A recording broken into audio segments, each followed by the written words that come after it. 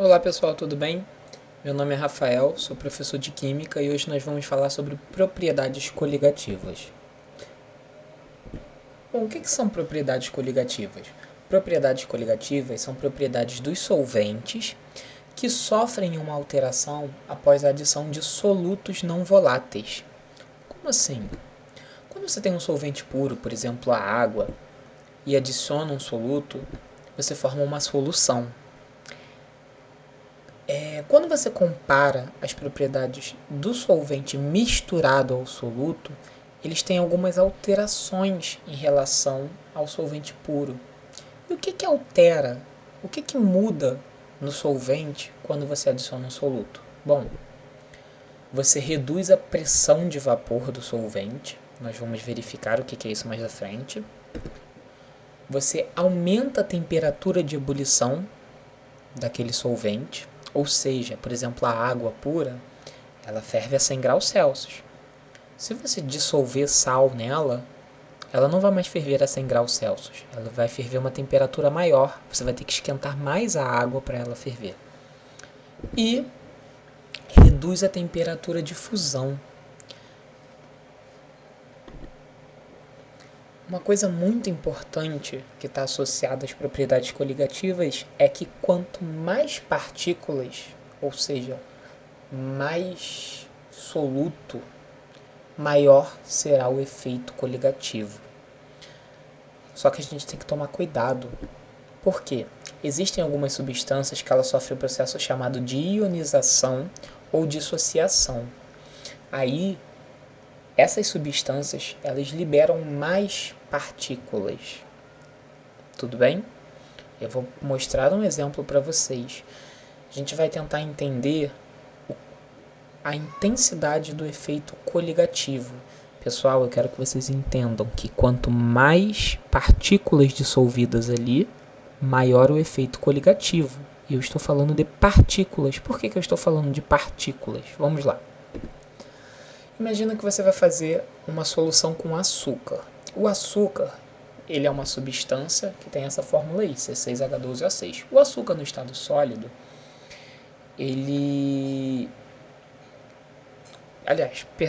o açúcar quando ele é dissolvido, ele não sofre esses processos de dissociação e nem ionização. Ou seja, se você pegou uma partícula de açúcar no estado sólido, quando você dissolve, você continua tendo uma partícula de açúcar dissolvida. Então, se você pega 1 mol de açúcar, quantos mols de partículas dissolvidas você vai ter? 1 mol. Agora vamos para o segundo exemplo, o sal de cozinha. O sal de cozinha, pessoal, ele tem a fórmula NaCl. O sal de cozinha, se você pegar uma partícula de NaCl e dissolver, aí ele sofre um processo chamado de dissociação. O que é dissociação? É separar o Na do Cl, separar os íons que já existiam. Então aqui, ó, uma partícula de NaCl vai formar, quando dissolvido, duas partículas. Eis a diferença, olha só, o açúcar, uma partícula quando dissolvido, continua sendo uma partícula. O sal, que sofre processo de dissociação, uma partícula quando é dissolvido, forma duas partículas. Existem, pessoal, substâncias que quando dissolvidas, uma partícula libera 3 partículas, 4 partículas. E quanto mais partículas dissolvidas, pessoal, maior o efeito coligativo. Então, olha só, vamos verificar aqui um exemplozinho. Qual solução vai apresentar maior efeito coligativo? Uma solução que tem 0,75 mols por litro de NaCl ou uma solução que tem 1 mol por litro de açúcar?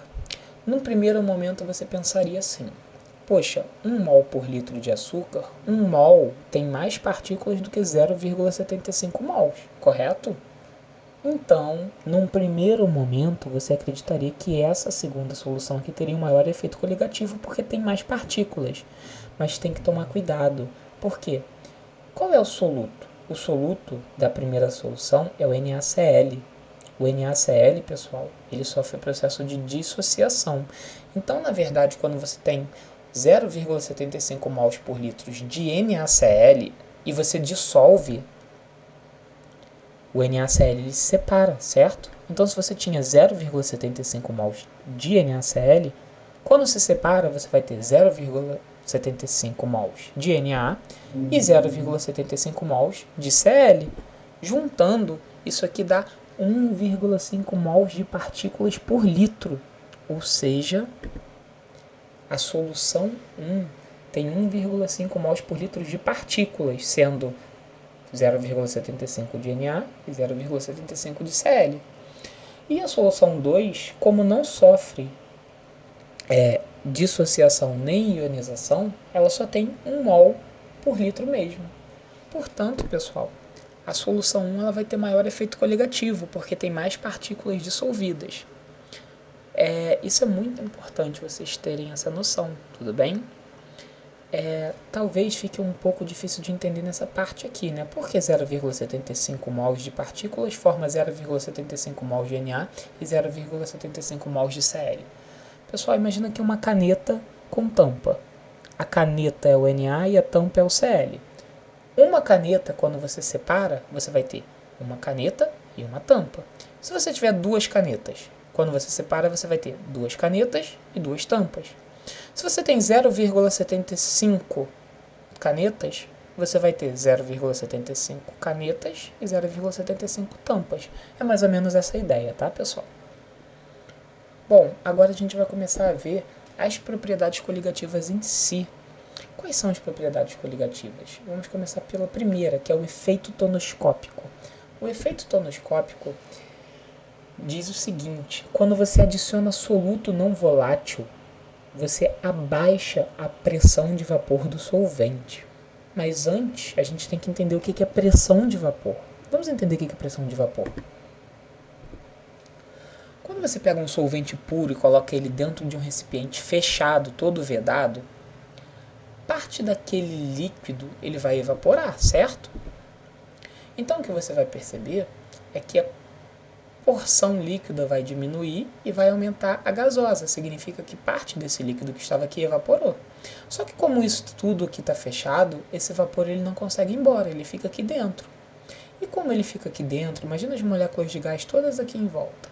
Elas vêm e começam a bater na superfície do líquido, certo? Quando elas batem, elas geram uma força, uma pressão. A pressão exercida pelo vapor desse líquido é chamado de pressão de vapor. Tudo bem? Os líquidos, diferentes líquidos, têm pressão de vapor diferente. Por exemplo, se você comparar a pressão de vapor da água com a do álcool, você pegar água e álcool na mesma quantidade, todos em recipientes completamente fechados e esperar depois de um tempo, vocês vão perceber que a fase gasosa da água é menor do que a fase gasosa do álcool.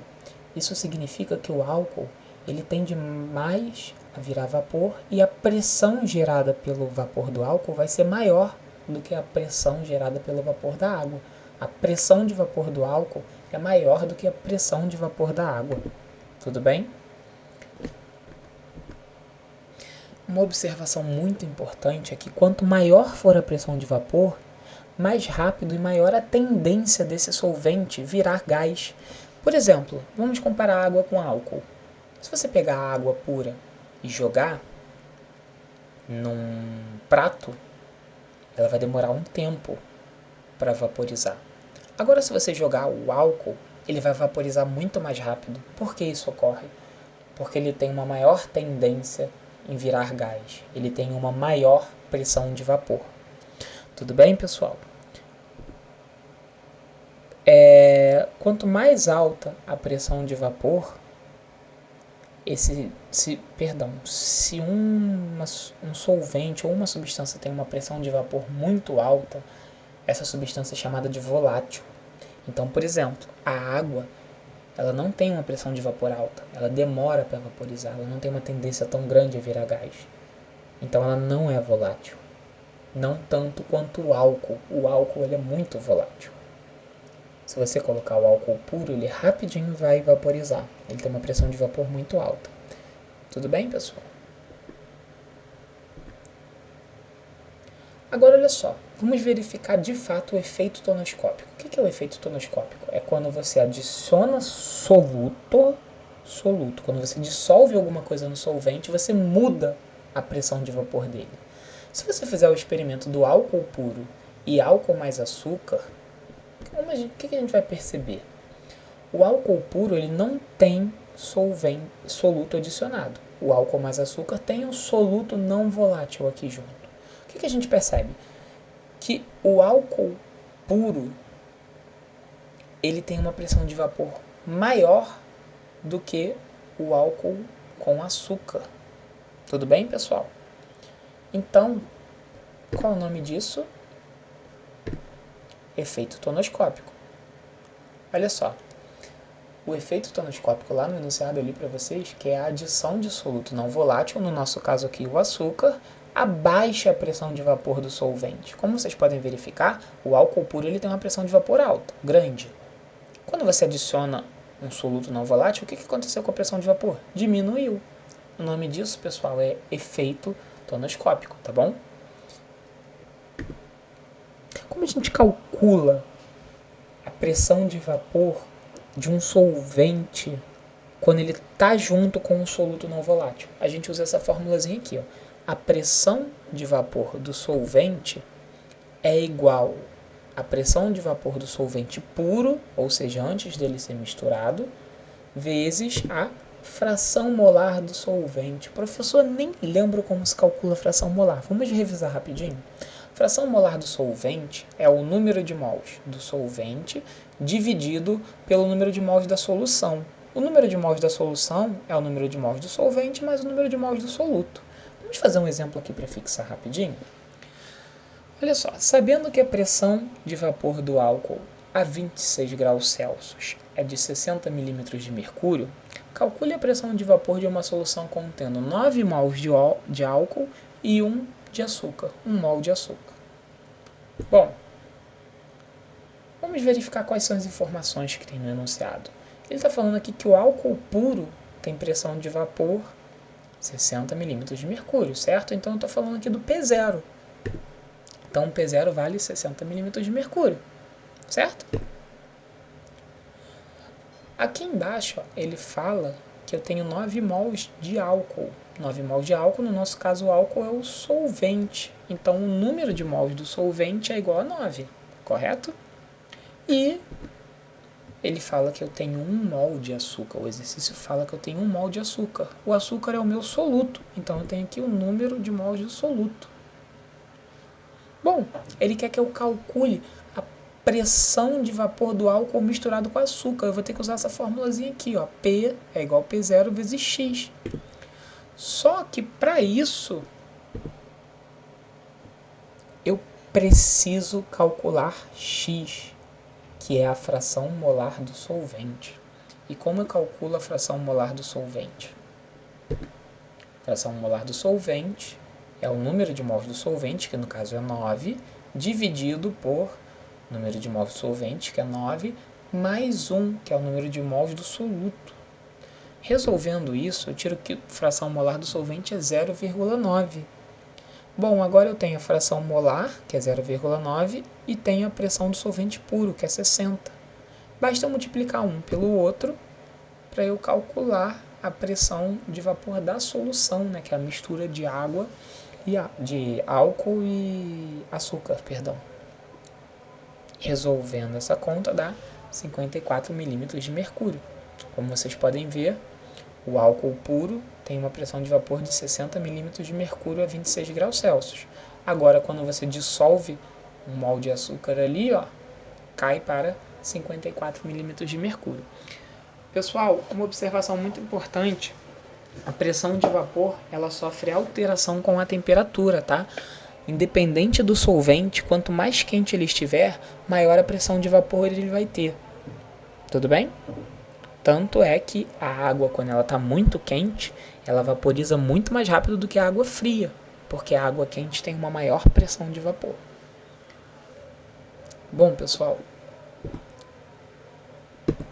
vamos ver a segunda propriedade coligativa, que é o efeito ebulioscópico. O que é o efeito ebulioscópico? O efeito ebulioscópico diz que a adição de soluto não volátil aumenta a temperatura de ebulição. Como assim? Se eu pegar água pura, pessoal, em condições ambientes, a água pura ela ferve a 100 graus Celsius. Agora, quando você adiciona água mais açúcar, açúcar é um exemplo de soluto não volátil. Em uma determinada concentração, a temperatura de ebulição da água ela sobe, ela vai para além de 100, ela vai para, nesse caso aí, 100,65 graus Celsius. Ou seja, houve um aumento da temperatura de ebulição quando você adicionou o soluto, seja água, seja sal, desde que seja um soluto não volátil. Então eu posso falar, por exemplo, que para ferver a água salgada é mais difícil do que ferver a água doce. A água doce, que eu digo, sem nenhum soluto dissolvido, ela não tem propriedade coligativa, não tem efeito ebulioscópico. Agora a água salgada tem soluto não volátil ali dissolvido. Então, quanto mais sal, maior o ponto de ebulição daquela água ali. E é justamente isso que eu acabei de comentar. O aumento da temperatura ele é proporcional à concentração do soluto. Quanto mais você dissolve, maior a temperatura de ebulição. Tudo bem? Como a gente calcula isso? Como a gente faz isso na matemática? Como a gente prevê? Bom, a gente calcula através dessa formulazinha aí, ó.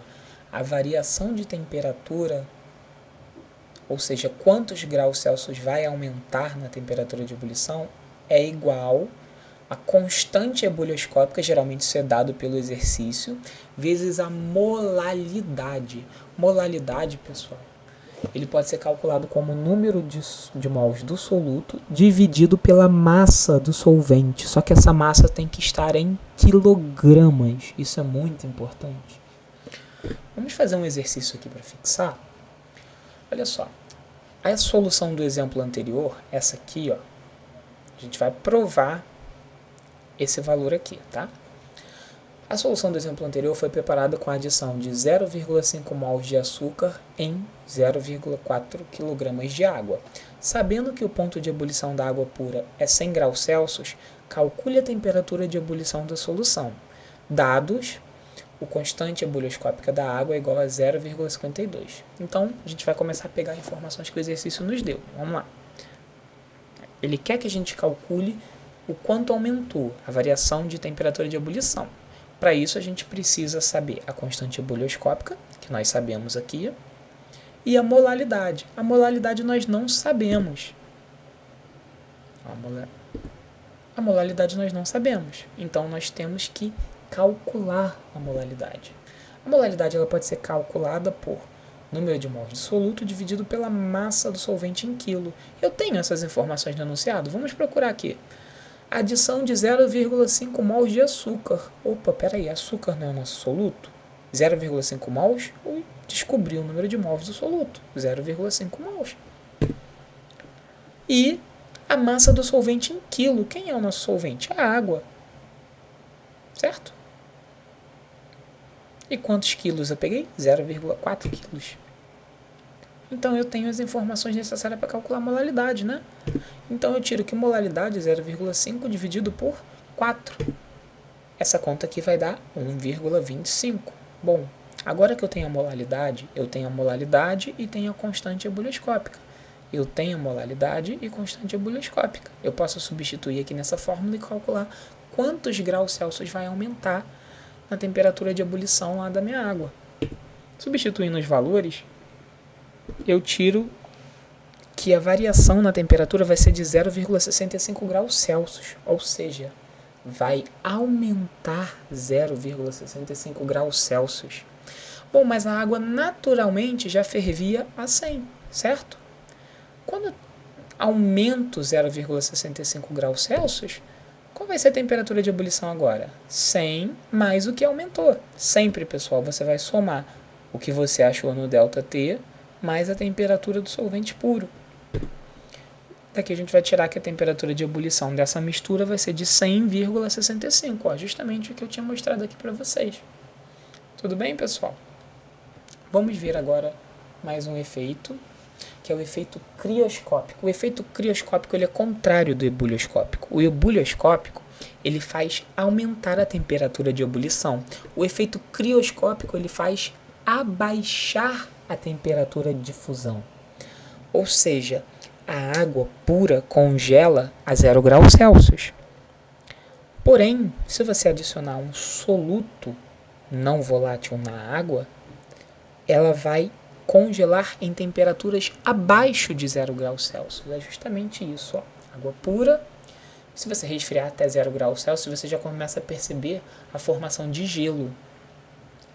Agora, se você pegar a água mais sal, por exemplo, o sal é um soluto não volátil, e resfriar até 0 graus Celsius, você não vai perceber a formação de gelo. Por quê? A presença do sal abaixa o ponto de fusão, a temperatura de fusão da água. Isso é o efeito crioscópico. Assim como o efeito ebullioscópico, o efeito crioscópico ele pode ser calculado por uma fórmula muito parecida. A única diferença está aqui, ó, que deixa de ser constante ebullioscópica e passa a ser chamada de constante crioscópica. Tudo bem, pessoal? E aquele W ali é a molaridade, né? Que a gente já aprendeu como se calcula. Eu vou dispensar aqui um exemplo de resolução de exercício, porque ele é muito parecido com o de efeito ebullioscópico. A diferença é que no efeito ebullioscópico você somava a temperatura do solvente puro mais o que você achou no ΔT. Aqui, como o efeito crioscópico ele abaixa a temperatura de fusão, você vai pegar a temperatura de fusão do solvente puro menos o que você achou no ΔT. Agora eu quero falar de uma curiosidade que está no nosso dia a dia. Por que a gente joga sal no gelo durante o churrasco? Muita gente acha que a gente joga sal no gelo para manter o gelo. E estão redondamente enganados. É justamente o contrário. Quando a gente joga sal no gelo, ó, se você pegar o gelo puro e esperar depois de um tempo, ele vai derreter. Assim que chegar a 0 graus Celsius. Agora, se você pegar o gelo e jogar sal, ele já vai começar a derreter antes. Por quê? Porque você vai ter a água líquida com temperatura inferior a 0 graus Celsius. Professor, não entendi. Quando você joga sal no gelo, você faz o gelo derreter mais rápido. Ué, mas professor, qual é a vantagem disso? Bom, se o gelo derrete mais rápido, mas em temperaturas inferiores a 0 graus Celsius, o que está dentro daquele gelo vai gelar mais rápido. Só que tem uma desvantagem. Quando você faz isso, embora o que está dentro do gelo gele mais rápido, aquele gelo ele vai se perder mais rápido e o seu churrasco vai acabar mais cedo se você estiver fazendo um churrasco, por exemplo. Bom, pessoal, espero que vocês tenham entendido aí efeito crioscópico, tudo bem? Pessoal, se cuidem, tenham muita cautela, respeitem a quarentena, bons estudos para os senhores, tudo de bom. Nos vemos nas próximas. Tchau, tchau.